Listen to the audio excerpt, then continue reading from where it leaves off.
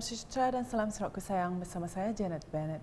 Berita utama, Kementerian Pembangunan Wanita Kanak-Kanak dan Kesejahteraan Komuniti KPWK Sarawak sentiasa berusaha untuk mencapai aspirasi pendidikan awal kanak-kanak yang berkualiti. Menterinya Datuk Seri Fatimah Abdullah berkata, Sedidik sebagai sebuah institusi pendidikan awal kanak-kanak milik Kerajaan Sarawak seharusnya sentiasa mempertingkatkan kualiti perkhidmatan, kemudahan serta kualiti guru-guru sedia ada. But if we have our own state-owned agency ini, jadi kita sendiri dapat membuat keputusan dan juga dengan kelulusan yang peruntukan daripada kerajaan, maka kita dapat buat perluasan. Now, I really want our children in Sarawak to have access to early childhood education. In terms of our dari segi sasaran kita 100% of our children in Sarawak to have access to early childhood education, and this is our way forward. Beliau berkata demikian dalam majlis penyerahan tugas pemangku pengurus besar kepada pengurus besar Sedidik 2022 di Kuching pada Jumaat. Dalam pada itu, bermula 2 September 2022, Ayub Dahari akan menggantikan Siti Roziah Bunsu Drahman sebagai pengurus besar Sedidik Sdn Bhd yang baru. Hadir sama pada majlis berkenaan ialah Timbalan Menteri Pembangunan Wanita Kanak-Kanak dan Kesejahteraan Komuniti Pembangunan Wanita dan Kanak-Kanak Datuk Rozi Yunus dan Setiausaha Tetap KPWK Datuk Dr. Rashidah Berhasan. Laporan seterusnya, perkhidmatan Bot Penambang di bahagian Bintulu masih lagi menjadi pilihan penduduk. Menurut Menteri Pengangkutan Sarawak Datuk Seri Lee Kim Shin, ini dapat dilihat menerusi statistik penggunaannya apabila lebih 70,000 penduduk di bahagian Bintulu menggunakan perkhidmatan bot penambang.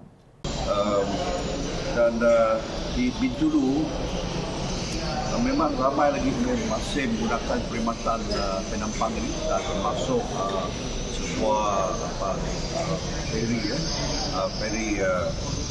penumpang di sini, dan mengikut statistik sejak Januari tahun ini hingga 31 hari bulan Julai 2022,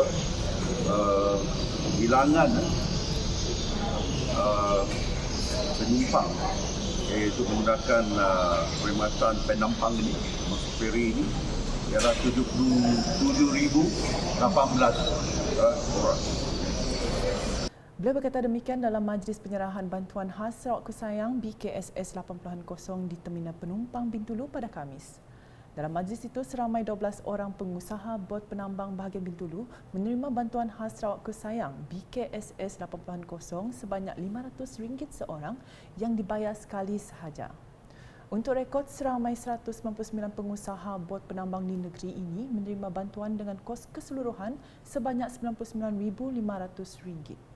Dalam sidang media sama, Datuk Seri Lee turut memaklumkan projek menggantikan pelantar wap tambang di Terminal Penumpang Bintulu akan dilaksanakan tidak lama lagi selepas diluluskan dalam rancangan Malaysia ke-12 RMK12. Kita juga ada rancangan untuk mengganti iaitu Podutun di sini di Pandu, dan ini satu projek yang akan dilaksanakan oleh lembaga sungai-sungai di bawah Rancangan Malaysia ke-12 ini. Ini sedang diusahakan dan kita menunggu kelulusan untuk meeting dan sebagainya, dan mudah-mudahan kita harap dapat dilaksanakan pada tahun ini. Paparan selanjutnya mengenai Lab on STEM Enrollment 2022 Zon Sibu yang diyakini memacu Sarawak ke arah revolusi industri 4.0. Timbalan Menteri Pendidikan, Inovasi dan Pembangunan Bakat 1 Sarawak Dr. Abnur Rapai berkata, rakyat Sarawak perlu lebih berani dengan membuat anjakan besar kepada revolusi industri 4.0.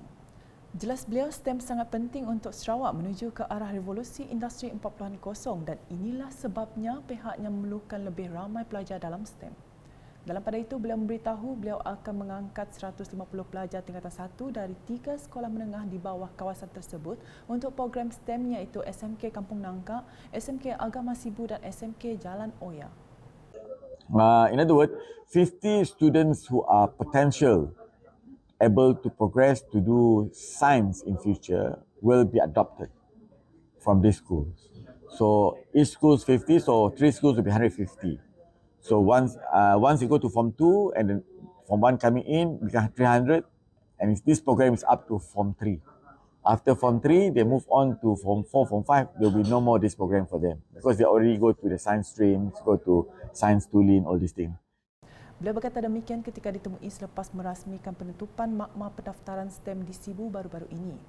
Makmal itu diadakan untuk mengenal pasti punca dan merancang intervensi bagi mengatasi isu pendaftaran rendah dalam bidang STEM. Di sebawah pula, program Jelajah Minda Sehat 2022 dapat memupuk kesedaran rakyat tentang kepentingan dalam mendapatkan perkhidmatan psikologi dan kaunseling serta mengukuhkan sistem sokongan sosial bagi mencapai kesejahteraan mental. Menurut Ahli Parlimen Hulu Rajang, Dato' Wilson Ugak Kumbung, program seumpamanya amat penting untuk rakyat di kawasan pedalaman.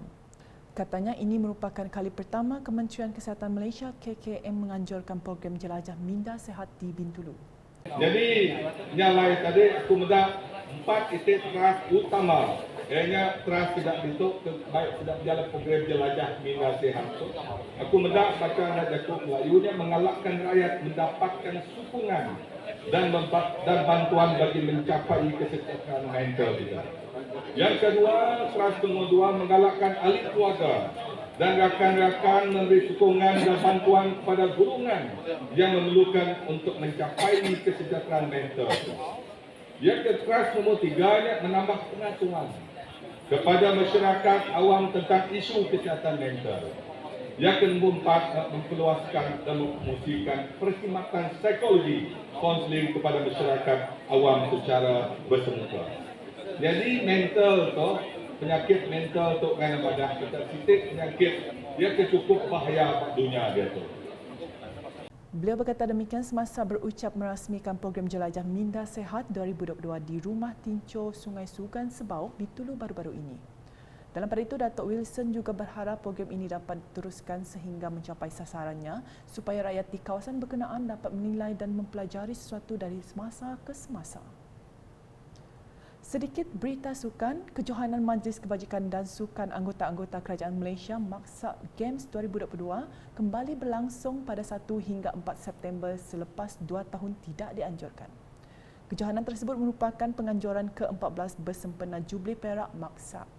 Majlis Perasmian Maksak Game 2022 telah berlangsung di Komplek Tenis Sarawak Lawn Tennis Association SLTA di Kuching pada Khamis.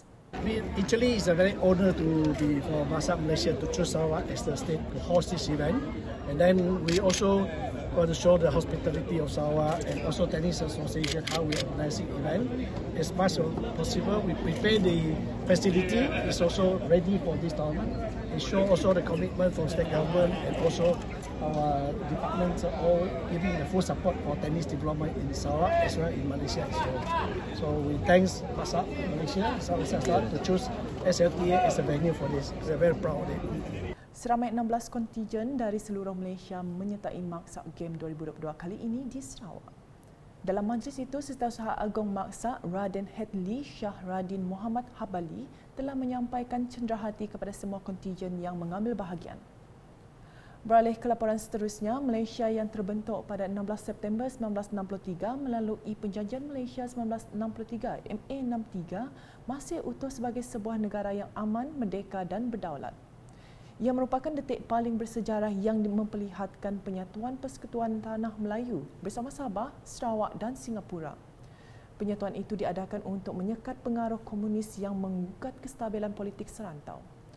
Oleh demikian, Hari Malaysia disambut pada 16 September setiap tahun untuk memperingati penubuhan Persekutuan Malaysia. Dalam pada itu, wartawan Unit Komunikasi Awam Sarawak UKAS sempat menemubal beberapa orang awam untuk mendapatkan pandangan mereka mengenai sambutan Hari Malaysia. Bagi kami, semangat Malaysia dapat hidup bersatu padu, aman damai, bertolak ansur, jangan ada pemusuhan kita dengan berbalah-balah, si bagus macam ya. Tapi kami harap dapat berkekalan, perpaduan terdapat berkekalan sampai hujung nyawa. Kami ucapkan selamat Hari Malaysia. Bagi kami, Hari Malaysia tu sangat penting sebabkan Hari Malaysia tu kita rakyat yang berbilang bangsa, kaum, agama dapat tinggal harmoni lah. Dapat bersama-sama, dapat diam di tempat yang sama, si macam zaman dulu-dulu yang macam berpuak-puak sekarang untuk dapat berkawan-kawan macamnya, bersosial. Harap generasi akan datang akan menghargai Hari Malaysia tu dari masa ke semasa macamnya. Jangan lupa lah jasa orang dulu-dulu berjuang. Bagi kami, pendapat kami bersyukurlah sebab saya ada sebab satu Malaysia saya ada berperang lagi. Lagipun kita tu berkat daripada perjuangan orang dulu-dulu kita jadi merdeka. Saya ada berperang, saya ada berkhianat lagi lah. Hidup ramai-ramai, sama-sama bangsa. Kita milih bangsa apa, Iban, Cina, Melayu. Kita hidup sama satu Malaysia. Berkat daripada perjuangan orang dulu-dulu, orang lama-lama dulu, panglima dulu. Hidup Malaysia. Sekian edisi malam bersama saya, Janet Bennett. Berita lebih lanjut boleh didapati di semua platform media sosial UKAS termasuk portal ukas.sarawak.gov.my dan UKAS channel di YouTube. #Menyebab Fakta, Salam UKAS.